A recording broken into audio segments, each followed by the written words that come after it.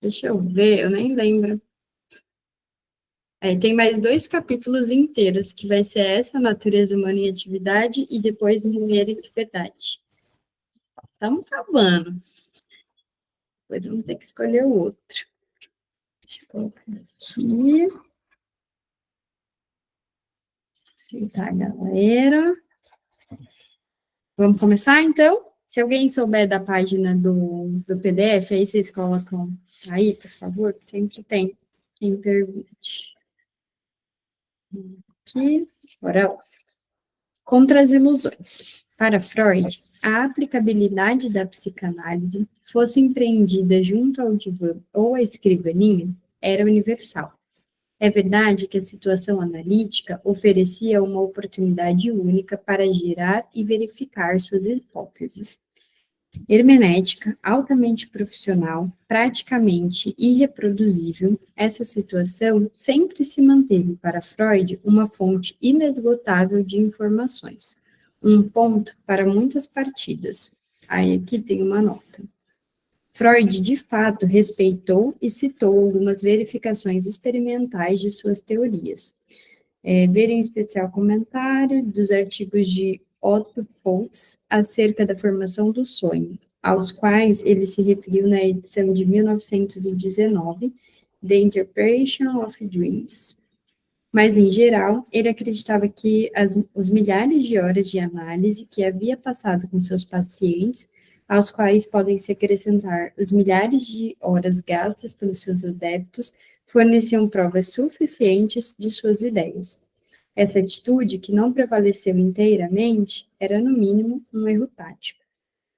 Quando o psicólogo americano Saul Rosenzweig enviou a Freud, em 1934, alguns estudos experimentais destinados a testar a validade de diversas proposições psicanalíticas, Freud respondeu polidamente, mas de modo um tanto brusco, que, embora considerasse tal investigação interessante, via pouco valor nela, porque a riqueza de observações confiáveis em que se fundam as asserções psicanalíticas tornam-as independentes de verificação experimental.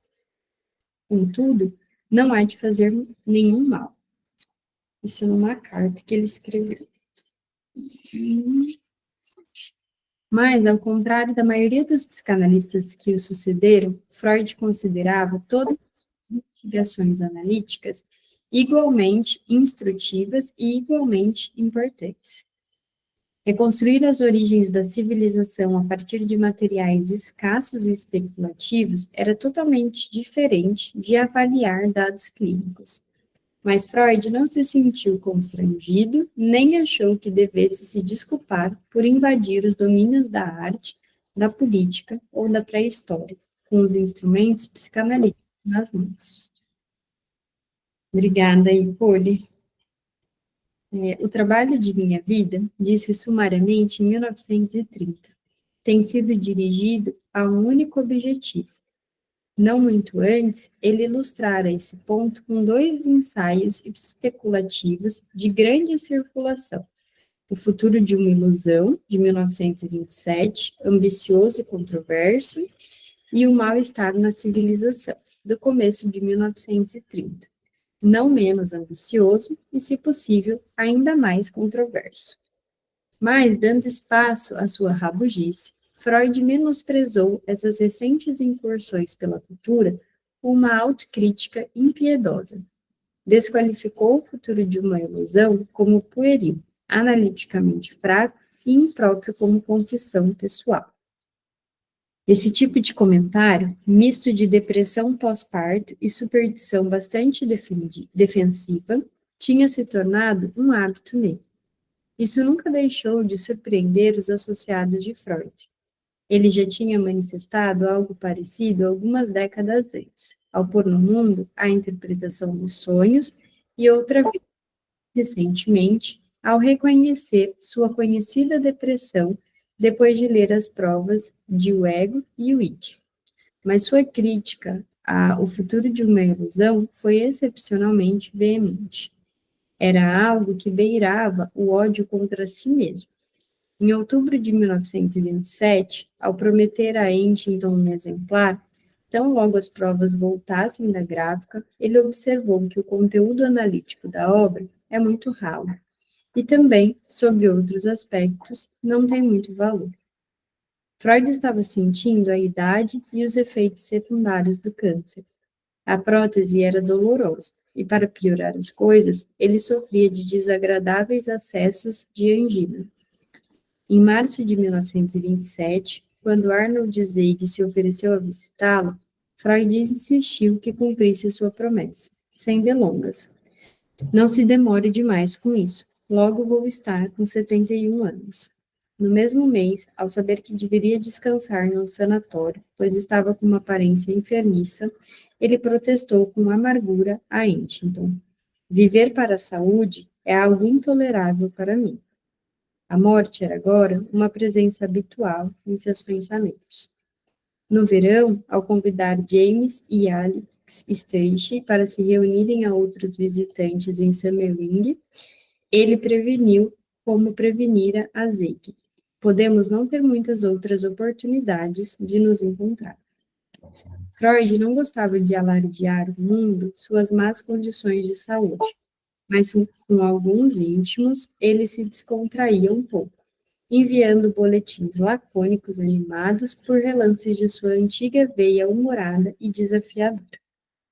Suas cartas alô Andréia Salomé, que estão entre as mais afetuosas e marcantes de seus últimos anos, compõem um quadro de sua vacilante e respectivos estados de espírito. Os dois agora raramente se viam. Ela estava morando em Göttingen com um marido idoso e viajava pouco. Ele estava enclausurado em Viena ou nos arredores. A amizade continuava a prosperar porque ele respeitava o espírito dela e apreciava sua companhia, mesmo pelo correio. Além disso, ela partilhava com ele grande afeição por Ana, tão estoica quanto seu querido professor. Desprendida e atenciosa, ela tentava guardar suas doenças para si, forçando, como leitor profissional de indícios sutis, a adivinhar seu estado a partir de suas expressões e silêncios. Em maio de 1927, agradecendo os cumprimentos de Lou Andréa Salomé pelo seu, como é que se diz?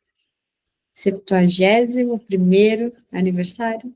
É isso, depois de escrever dezembro, quando eu li lá, que foi com essa, eu pensei, Jesus, por que ninguém me contou? Meu Deus. Ainda bem que é porque fica ali, né, gente? O S e o Z um do lado do outro. Sabe quando você tá passando stories? Eu olhei aqui e falei, não, gente, não é possível. Será que ninguém quis me dizer desse absurdo? Uhum. Ele achou maravilhoso que ela e o marido ainda pudessem aproveitar o sol. Mas, para mim, chegou o mau humor da velhice, a desilusão completa, comparável ao congelamento da lua e o resfriamento interno. Durante toda a vida, aprazia-lhe pensar, ele tinha combatido as ilusões. Reconhecer sua temperatura interna fazia parte de sua longa batalha contra as mentiras, contra as superfícies brandas, contra a aceitação de desejo por realidades. Agora, ele vivia frequentemente frio, mesmo no calor. Havia momentos em que podia contar que estava resistindo bem, mas eram exceções preciosas, geralmente contrabalançadas por insinuações à sua decrepitude. Numa carta de dezembro de 1927, a Cara Low, ele iniciou com um alegre comunicado sobre seu estado, mas logo a seguir desculpava-se por não ter respondido antes à longa tagarelice dela. O desleixo e a indolência estão tomando conta de mim. Para um homem que, durante toda a vida, se orgulhara em responder imediatamente à sua correspondência e que interpretava qualquer demora por parte de seus missivistas como um sinal de desafeto, este era um sintoma sinistro. O Freud era daqueles tipo, você mandou, não respondeu na hora, já estou irritada, né? O carente, diria, né, gente? A percepção de seu corpo estava simplesmente se recusando a servi-lo. Recebeu a melancolia em sua avaliação do futuro de uma ilusão. Quando o psicanalista francês René Laforgue, um visitante ocasional nos anos 20, manifestou sua admiração pelo ensaio, Freud, embora o elogio lhe agradasse, explodiu. É o meu pior livro. Laforgue protestou, mas Freud insistiu. Era obra de um velho. O autêntico Freud tinha sido um grande homem, mas estava morto. Quão lamentável que Laforgue não o tivesse conhecido. Desconcertado, Laforgue perguntou a Freud o que afinal queria dizer. A força de penetração se perdeu, foi sua resposta. Deixa eu ver se vocês colocaram aqui. Como seria ele com visto por último no Whats, né? Gente, se ele mandasse mensagem para mim, nunca mais ele ia falar comigo, né? Porque 3 semanas depois eu apareço. Ui, desculpa. Olha, gente, tem uma coisa, estão falando do Facebook, do Instagram, das coisas, né, de sair do ar. Eu só queria o Whats. Tira o Whats do ar, assim. Ninguém precisa se falar todo dia, toda hora. Olha que beleza. O autodilaceramento de Freud não deve obscurecer o fato de que O Futuro de uma Ilusão era um livro que ele precisava escrever. Não sei se o senhor percebeu o elo secreto entre análise leiga e ilusão. Escreveu ele sem muito tato a Pfister. No primeiro, eu quero proteger a análise dos médicos. No segundo, dos padres. Mas a pré-história da ilusão foi muito mais longa e mais íntima do que isso. Décadas do ateísmo, por princípio, e de reflexão psicanalítica sobre religião o haviam preparado para tal. Olha, quando ele coloca aqui, né, que ele queria proteger dos médicos e dos padres, gente, hoje, como que ele estaria, né, vendo essa ideia de que tudo tem que ser baseado nessas tais evidências ou do psicanálise cristã? Nada contra quem é cristão, sempre reforço isso, nada contra nenhum tipo de religião, cada um pode ser o que quiser. O que não dá é para fazer essa junção, né, de dizer que você é uma coisa com a outra. É esse lugar. Pode ir para onde você quiser, ter a religião que for, mas não dá, não cabe essa mistura. E hoje em dia a gente vê muito. Meu bio de Instagram que você vê de gente que coloca psicanalista tal coisa, né? É triste. Enfim, ele lutou por coisas que até hoje acontecem. Foram um ateísta coerente e militante desde os dias de estudante, zombando de Deus e da religião, não poupando Deus e a religião de sua família. Para os caminhos obscuros de Deus, dissera ele ao amigo Eduard Silberstein no verão de 1873, aos 17 anos de idade. Ninguém ainda inventou uma lanterna. Essa obscuridade não tornava a divindade nem um pouco mais atraente para Freud, e tampouco, nesse sentido, minimamente mais plausível.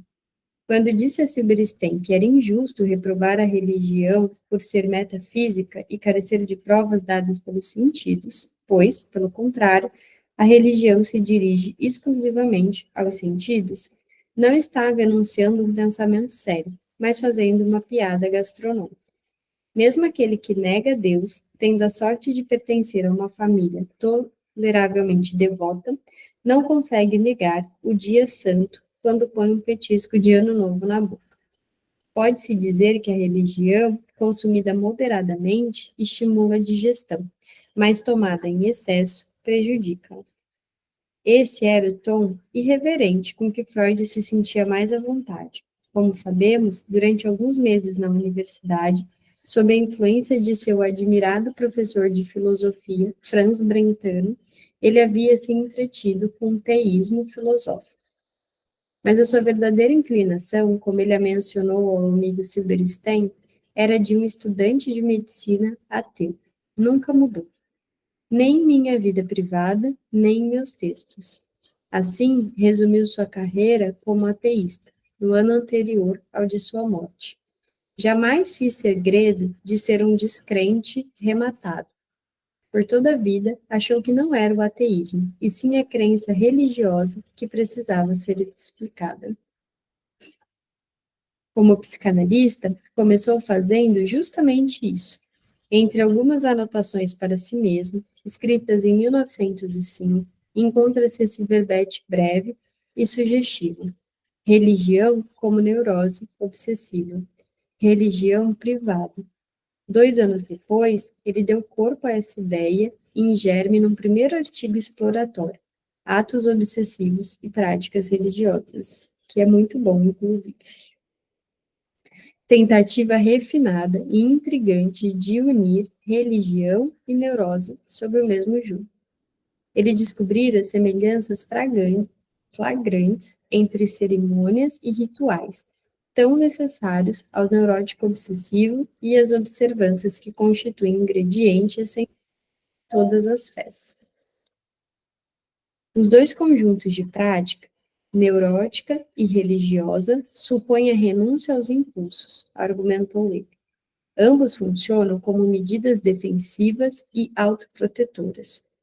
Em vista dessas correspondências e analogias, pode-se arriscar a considerar a neurose obsessiva como um correlato patológico da formação religiosa, a neurose como uma religião individual, a religião como uma neurose obsessiva universal.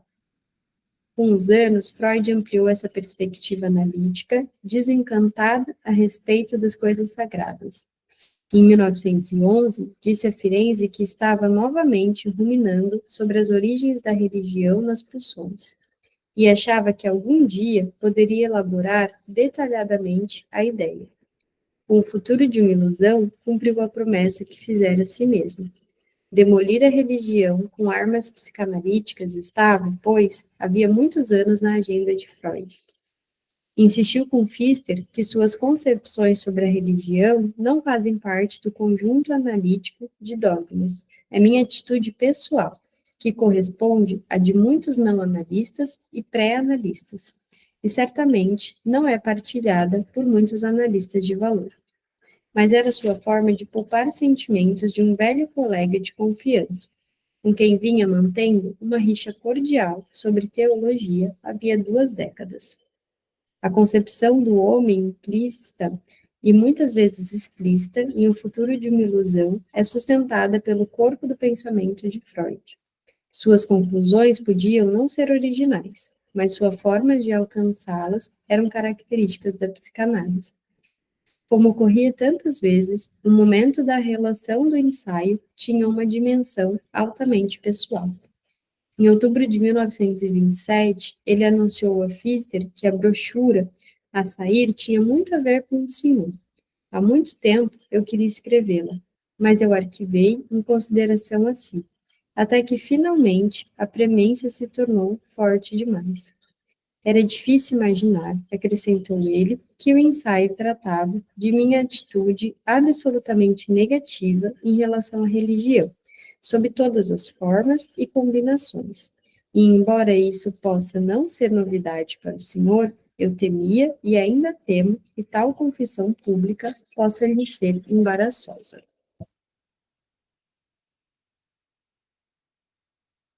Pfister reagiu conforme o esperado, de forma encorajadora. Preferia muito mais ler um descrente sensato como Freud do que 1000 crentes sem valor. Mas mesmo que Pfister tivesse traído algum sinal de constrangimento ou tivesse disposto a discutir, Freud não iria, não poderia abandonar seu plano. Já vimos antes. Quando uma ideia se agitava nele, exercia uma pressão quase dolorosa, que era aliviada apenas pelo ato de escrever. Dentre todas as publicações de Freud, O Futuro de uma Ilusão é talvez a mais inevitável e previsível. Desde os primeiros parágrafos, O Futuro de uma Ilusão apresenta grandes pretensões. Seu tema anunciado é a religião, mas o livro começa, significativamente, com reflexões sobre a natureza da cultura. Pode ser lido como um ensaio para o mal-estar na civilização. Essa abertura mostra como Freud concebia sua tarefa. Ao colocar a religião no contexto mais amplo possível, ele a torna acessível, como toda a conduta humana, a investigação científica. Em suma, seu secularismo intransigente, que partilhava com inúmeros psicólogos e sociólogos da religião contemporâneos, negava as questões de fé, qualquer estatuto privilegiado, qualquer pretensão a se eximir da análise. Freud não respeitava nenhum recinto sagrado, não via nenhum templo em que, como pesquisador, não pudesse entrar. 150 anos antes de Freud, um de seus antepassados intelectuais, Denis Diderot, havia declarado audaciosamente: os fatos podem ser distribuídos em 3 categorias: os atos da divindade, os fenômenos da natureza e as ações dos homens. Os primeiros pertencem à teologia, os segundos à filosofia e os últimos à história propriamente dita. Todos estão igualmente sujeitos à crítica. Esse é o ar que respira a análise da religião de Freud, o espírito crítico do iluminismo. Não havia nada de misterioso ou oculto nesse legado intelectual. Sua religião substituta, disse-lhe corajosamente o amigo Pfister, é, em essência, o pensamento do iluminismo do século XVIII, sob traços orgulhosos, novos e modernos. Freud não achava que estivesse defendendo uma religião substituta, mas não negou sua dúvida. Eu não disse nada, assegurou ele aos leitores de um futuro de uma ilusão, que outros e melhores homens já não tenham dito antes de uma maneira muito mais completa, mais vigorosa e marcante. Não mencionou os nomes desses homens notórios, para que ninguém pensasse que estivesse tentando me colocar entre suas fileiras. Mas é fácil nomeá-los: Spinoza, Voltaire, Diderot, Feuerbach e Darwin. Além de ilustres progenitores para sua obra sobre religião, Freud também tinha ilustres contemporâneos. Nos anos em que ele desenvolveu as razões psicanalíticas para seu ateísmo combativo, a investigação científica da religião vinha prosperando entre os estudiosos do homem e da sociedade. As pesquisas de James J. Fraser e W. Robertson Smith sobre religião primitiva e comparada tiveram um impacto muito forte sobre os textos especulativos de Freud, especialmente sobre Totem e Tabu. A obra de Havelock Ellis, remontando as conversões religiosas, as tensões da adolescência ou da menopausa e a excitação religiosa a conflitos sexuais, concordava com a de Freud. Da mesma forma, os esforços um pouco anteriores de Jean-Martin Charcot para reduzir os misteriosos fenômenos sobrenaturais a causas naturais.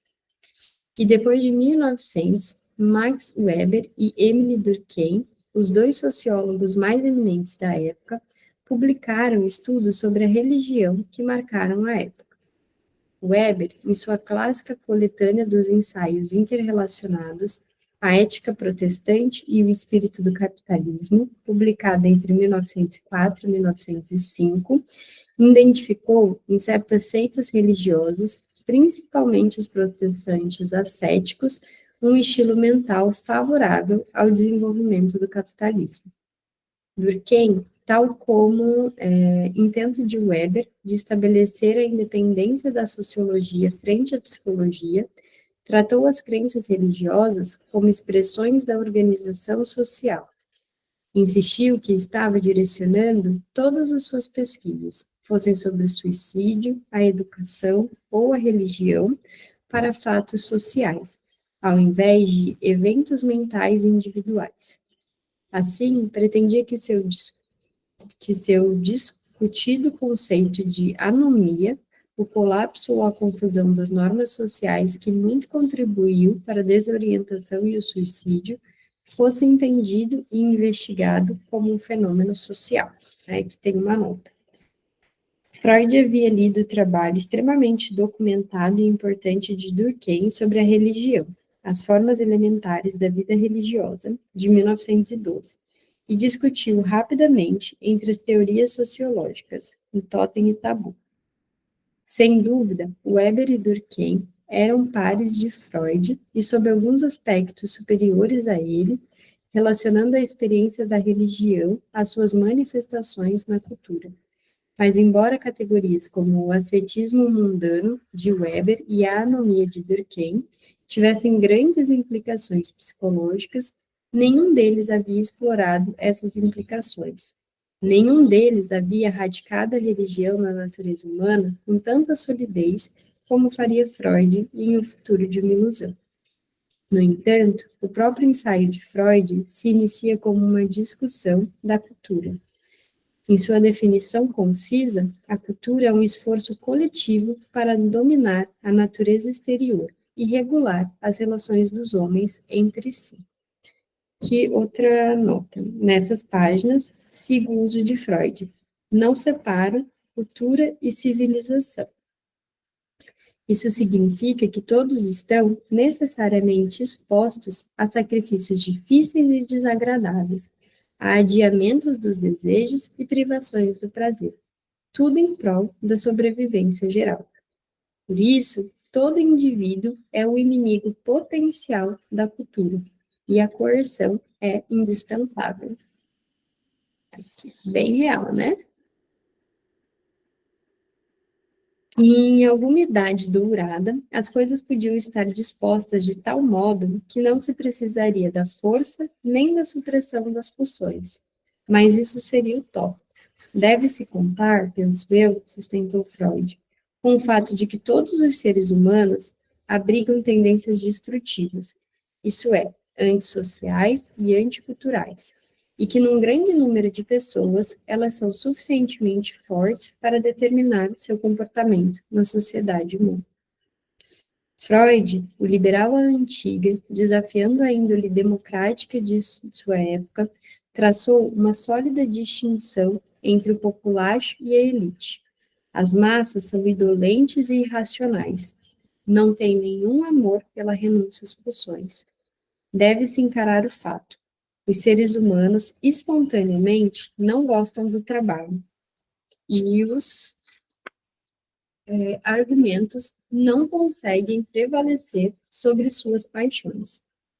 Este é o Freud que, em 1883, disse à noiva que a psicologia do homem comum é um tanto diferente da nossa. A ralé se entrega a seus apetites, ao passo que os suficientemente cultivados, como ele próprio e Martha Bernays, moderam os seus desejos e suprimem seus ímpetos naturais.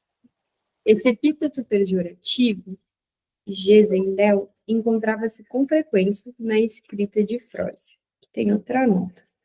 Ele empregou antes e depois, como estudante, descrevendo uma família de judeus da Europa Oriental que encontraram num trem e como septuagenário, refletindo sobre o ódio corrente aos judeus. Na questão do antissemitismo, disse Arnold Zweig, tenho pouca inclinação a procurar explicações. Sinto uma forte tendência a ceder a meus afetos e me sinto fortalecido em minha posição totalmente não científica de que, tudo dito, tirando a média, considerando todas as coisas, os seres humanos são uma ralé miserável. Freud Arnold, 2 de dezembro de 1927.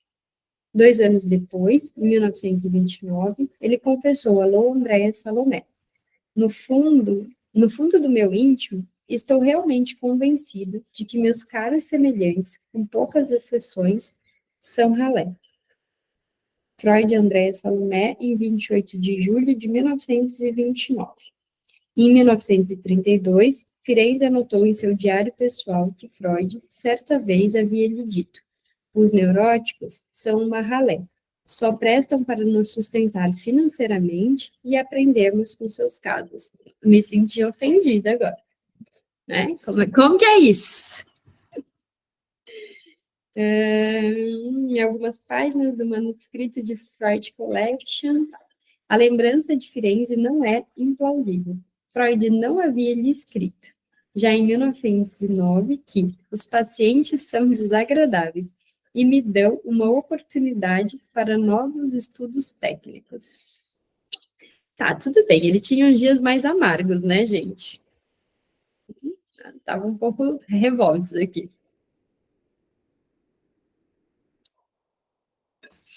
Mas Freud, com um soberbo desdém pelas massas, não era um admirador cego da ordem social existente.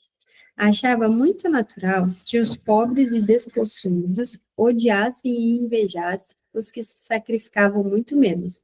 Gente, hoje apareceu uma. Eu tenho aquele. Eu não sei qual que é a rede social, que era o Twitter e virou outra, né? E aí teve uma hora lá que vinculou com o Instagram, e aí eu tenho ele, mas raramente eu vejo, às vezes aparece alguma notícia e aí eu vou ler. E aí hoje estava uma notícia lá do Instagram, que talvez vá sair, né, que o Alexandre de Moraes disse que se não seguir as regras não mantém e tal. E aí a chamada era alguma coisa, que eu não vou me lembrar exatamente como que era, mas fazendo alusão à Virgínia, tipo assim, e agora, Virgínia? E aí tinha uma ideia de que se sumir as redes sociais, ela vai ter que virar CLT.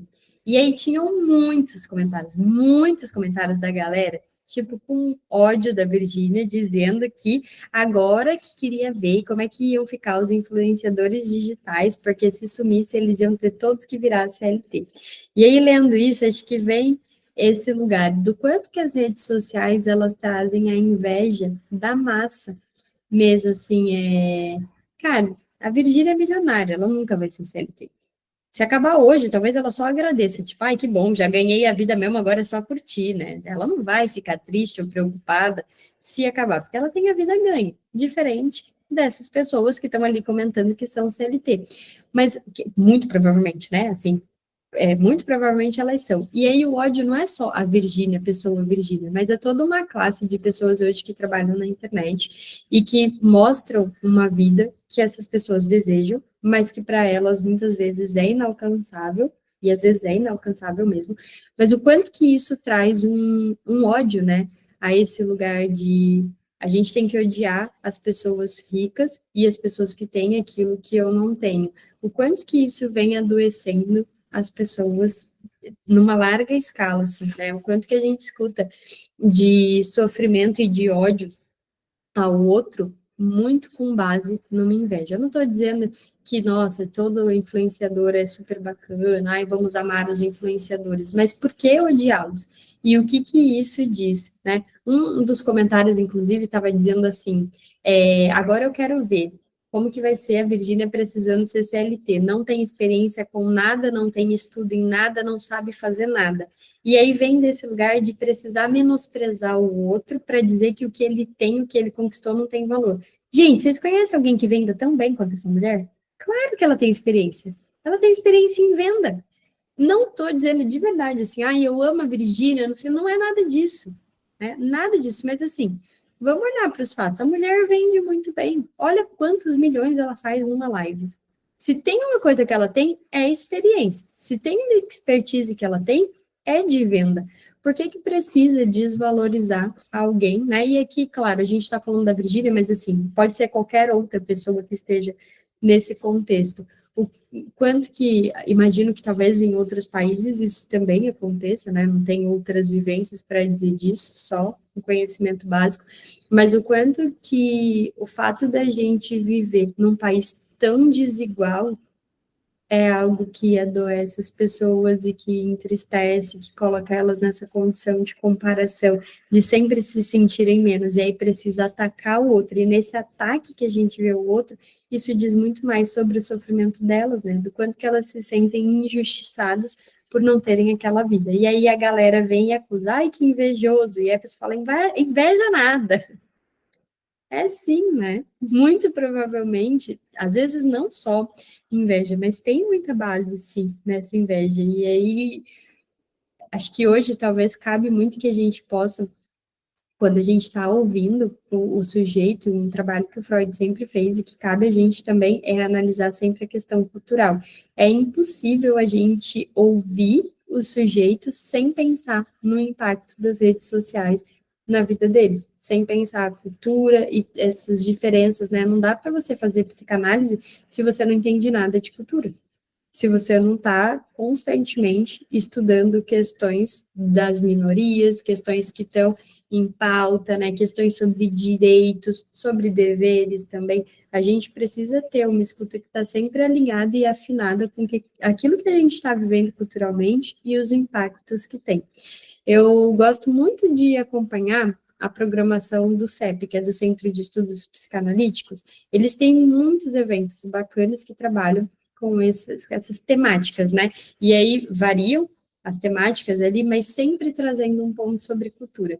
Tem muitos eventos do CEP que são pagos, mas eles têm quase sempre, acho que pelo menos uma, duas vezes no mês, eles têm palestras gratuitas, que é só se inscrever lá, né, atividades gratuitas, tudo com pessoas que são bastante, assim, estudiosos muito importantes e bacanas, tudo que vale a pena ouvir. Se vocês tiverem interesse, eles sempre divulgam lá no Instagram. Agora, acho que o de janeiro, inclusive é um tema para quem gosta de atendimento infantil, vai ter uma fonoaudióloga que é psicanalista e ela vai estar falando da questão da dificuldade de inserção na linguagem de crianças, acho que até os 2 anos, tudo, porque hoje a gente vê muitas crianças com atraso de fala, e isso está sendo muito vinculado à questão do uso, né, de, enfim, celular, TV, de telas de modo geral. E ela vai estar falando sobre isso e como que impacta, então, as gerações. É um tema bem interessante, bem atual, que faz parte da cultura nesse momento e é uma atividade gratuita. Então, fica a dica aí. Acho que eu vou estar lá também, vou tentar participar, porque é um tema que eu gosto, embora eu não atenda criança, acho interessante. Se inscrevam, porque eu imagino que lá tem vagas contadas, apesar de ser gratuito, então tem que fazer o cadastro no site e se inscrever. Vamos voltar aqui. Achava muito natural que os pobres e despossuídos odiassem e invejassem os que se sacrificavam muito menos. Dificilmente se poderia esperar que eles internalizassem as proibições sociais. Não é preciso dizer que uma cultura que deixa insatisfeito um número tão grande de participantes e impele-os à rebelião não tem a perspectiva de se conservar permanentemente, nem o merece. Mas, justa ou injusta, a cultura deve recorrer à coerção para impor as suas normas. A vida não é justa, a cultura não é justa, as pessoas não são justas, nós não somos justos. Com todos esses defeitos flagrantes, acrescentava Freud, a cultura aprendeu razoavelmente bem a realizar sua principal tarefa, defendendo o homem contra a natureza. Ela pode se sair ainda melhor no futuro. Mas isso não quer dizer que a natureza já está conquistada. Longe disso. Freud numerou uma lista alarmante da hostilidade da natureza contra o homem. Terremotos, dilúvios, tempestades, doenças e, aproximando-se de uma premente preocupação pessoal, o enigma doloroso da morte, contra a qual, até agora, não se encontrou e provavelmente não se encontrará nenhuma erva medicinal. Com essas forças, a natureza se levanta contra nós, grandiosa, cruel, implacável. Essa natureza vingativa, inimiga impiedosa e invencível, portadora da morte, é uma deusa muito diferente da mãe natureza, protetora, envolvente, erótica, que, como lembrou Freud, atraíra-o quando jovem estudante, com a vida pela frente, para a medicina, que tem uma nota. Página 41. Jesus, faz tempo que a gente leu a página 41, né? Não sei o que tem lá, deixa eu ver se eu acho.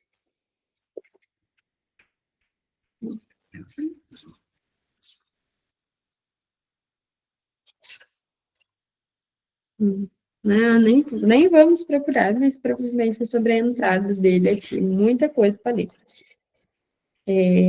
Não admira que Freud concluísse com a inequívoca nota pessoal que, para a humanidade como um todo, assim como para o indivíduo, a vida é difícil de suportar. O desamparo é a sina de todos. É, é tenso. Deixa eu... A gente vai dando um jeito, né? Vamos sambando. Aqui, ali, fazendo o possível para dar conta. Deixa eu ver aqui o próximo, se dá pra gente.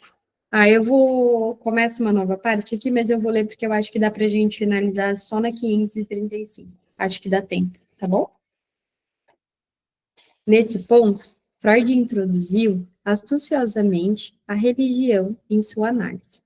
Astuciosamente porque, ao ressaltar o desamparo humano, ele podia vincular a necessidade de religião a experiências infantis. Desse modo, ele conduziu a religião para o terreno familiar da psicanálise. Reconhecidamente, a religião está entre os bens mais prezados da humanidade, junto com a arte e a ética, mas suas origens residem na psicologia infantil. A criança teme o poder dos pais, mas também confia na proteção deles. Por isso, ao crescer, ela não tem dificuldades para incorporar o que sente como poder parental, principalmente paterno, em reflexões sobre seu lugar no mundo natural, ao mesmo tempo perigoso e promissor.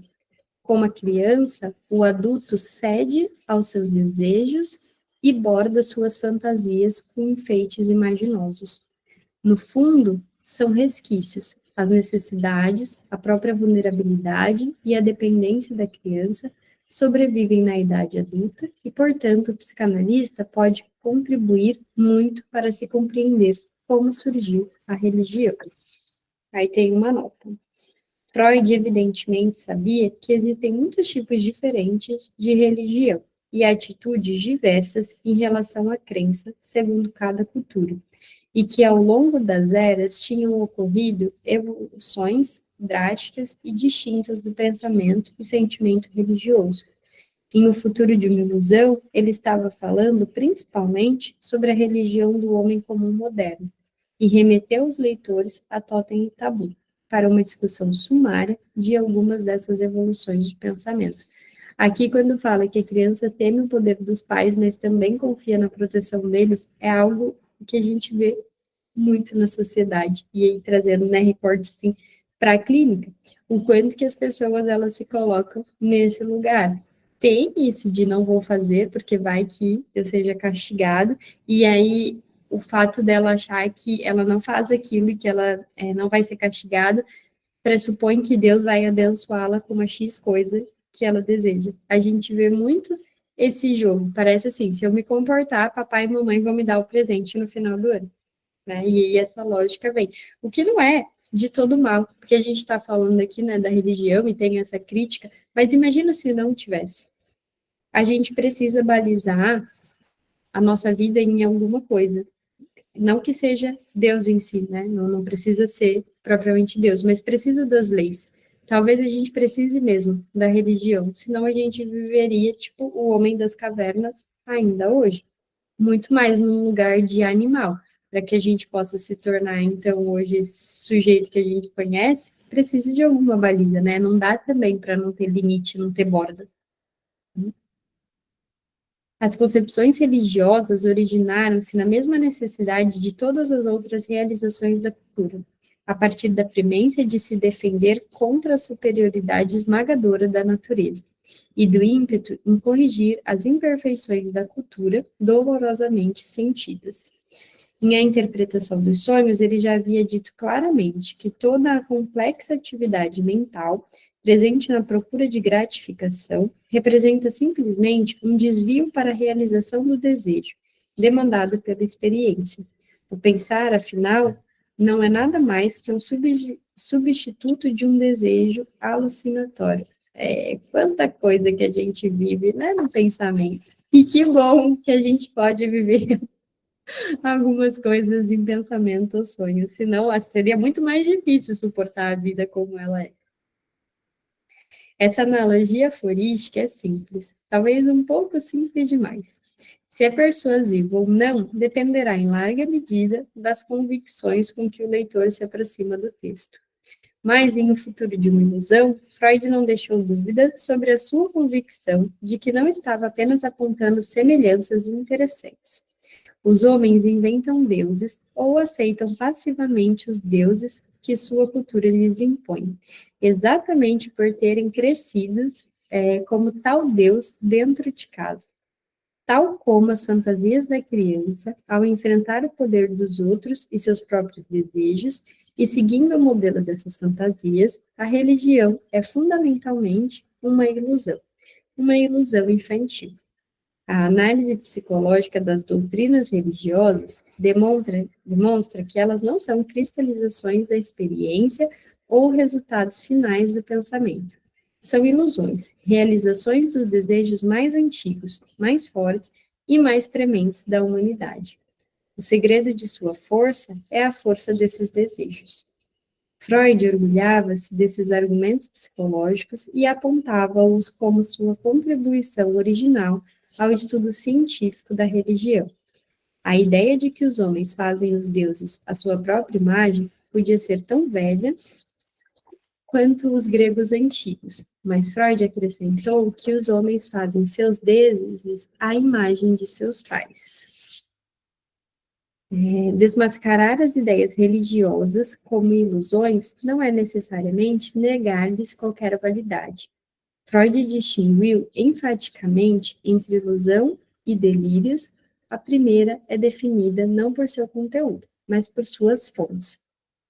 O que se mantém característico das ilusões é a sua derivação a partir de desejos humanos. Elas podem até se tornar verdadeiras. Freud apresentou o amável exemplo de uma moça burguesa que sonha encontrar um príncipe e se casar com ele. Isso pode acontecer, e tem acontecido, mas as ilusões religiosas, tais como a crença de que o Messias virá para estabelecer uma idade dourada, são muito menos prováveis e se aproximam do pensamento delirante. Pode-se argumentar que as próprias teorias de Freud sugerem ser possível demonstrar que todo pensamento, inclusive o mais abstrato e objetivo, tem origens não racionais. Ele mesmo, afinal, descobrira as raízes da investigação científica na curiosidade sexual das crianças. E psicanalistas posteriores tampouco hesitaram em qualificar seu interesse contínuo pelas histórias de seus analisandos, depois de toda uma vida de prática clínica, como um voyeurismo sublimado. A regra de que as origens de uma ideia não determinam absolutamente seu valor, ou a falta de valor, se conserva intocada. Certamente, Freud não disse nada em seus artigos sobre religião que pretendesse abalá-la. Mas o que importava a Freud era o grau de influência que tais origens podiam manter, estabelecendo uma distinção nítida entre o estilo científico de pensamento e o estilo de pensamento religioso carregado de ilusões. Ele exaltou o primeiro como um pensamento aberto à verificação, à demonstração e à refugitação, depreciando o segundo como um pensamento ostensivamente imune a qualquer crítica séria.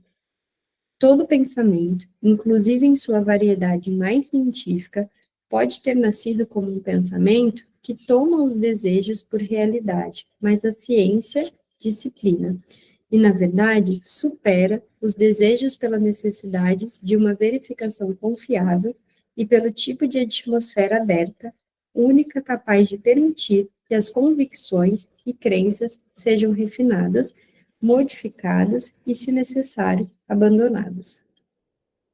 Freud, portanto, julgou adequado dedicar o mesmo tempo às provas religiosas e aos fundamentos das crenças religiosas.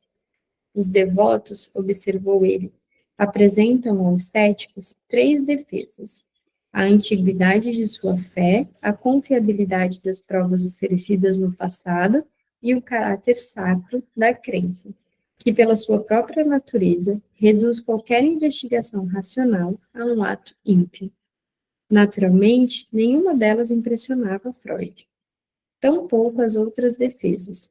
A concepção medieval de que a verdade da doutrina religiosa é garantida pelo próprio absurdo e a filosofia moderna do como se, que sustenta que, para nós, é prático viver como se dessemos crédito às ficções divulgadas pelos devotos. A primeira parecia a Freud sem sentido. Por que um absurdo e não outro? Quanto à segunda, é uma alegação, disse ele zombeteiro. que só um filósofo seria capaz de apresentar. Não eram argumentos, eram evasivas. Não existe tribunal superior ao da razão. Freud tão pouco se convencia com a defesa pragmática da religião, a de que ela funciona. Também não podia concordar com polemistas radicais da época, que sustentavam ser a religião uma conspiração para manter as classes trabalhadoras submissas e conformadas, atemorizando-as com visões de inferno e danação eterna. Tais argumentos eram racionalistas demais para o gosto de Freud. Não conseguiam explicar a poderosa influência da fé ao longo dos séculos. Além disso, a história demonstra largamente, pelo menos o suficiente para Freud, que, embora a religião tenha dado contribuições notáveis para a domesticação das pulsões selvagens da humanidade, ela não tem sido, invariavelmente, uma força civilizadora ou sequer uma força a favor da ordem. Muito pelo contrário.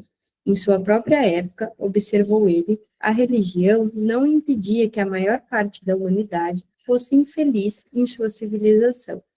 E ele julgava que existiam provas convincentes de que os homens não tinham sido nada mais felizes em séculos anteriores, mais religiosos. Certamente, não eram mais morais. Na verdade, a imoralidade, em todos os tempos, encontrou na religião tanto apoio quanto a moralidade. Tanto apoio quanto a moralidade. A implicação era plenamente transparente, visto que a religião não tornou os homens mais felizes ou melhores. A irreligião só pode ser um avanço. Tem uma nota. O melhor que Freud podia dizer em favor da religião é que ela domestica o indivíduo e salva-o da solidão, como colocou a questão no caso clínico do homem dos lobos. Podemos dizer que, neste caso, a religião realizou todas as coisas pelas quais ela é introduzida na educação do indivíduo.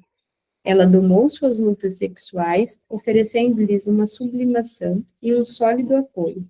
Enfraqueceu suas ligações familiares.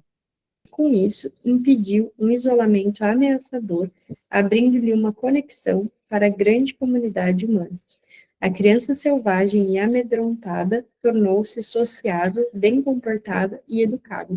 E, inclusive, lá no caso, ele faz uma crítica, né, à mãe, e diz, a mãe do Homem dos Lobos, né, enquanto ele era criança, e diz, olha só, né, colocou tanta religião ali na cabeça dele que domesticou o menino. Mais uma vez, as expressões dos predecessores de Freud, notadamente os filósofos do Iluminismo, ecoam nessas páginas. Como as convicções anticlericais e antirreligiosas deles, as de Freud também eram inexpugnáveis. Ele podia diferir de Voltaire ou de seu herdeiro, Feuerbach, em questão da tática política ou diagnose psicológica, mas sua sentença final sobre a religião concordava com a deles. Ela havia fracassado. Ele podia tentar, com força e sinceridade, distinguir entre ilusões e delírios. Podia notar, com a mesma sinceridade, que as ilusões, às vezes, chegam a se converter em realidade. Mas, ao prosseguir com seu exame da religião, ele se tornou polêmico, e a distinção entre ilusões e delírios foi se apagando.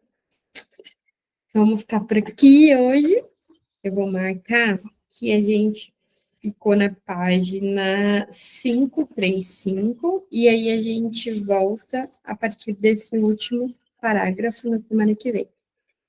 Beleza? Galera, obrigada pela presença, pela companhia. Feliz 2025. Até semana que vem. Um beijo. Até mais.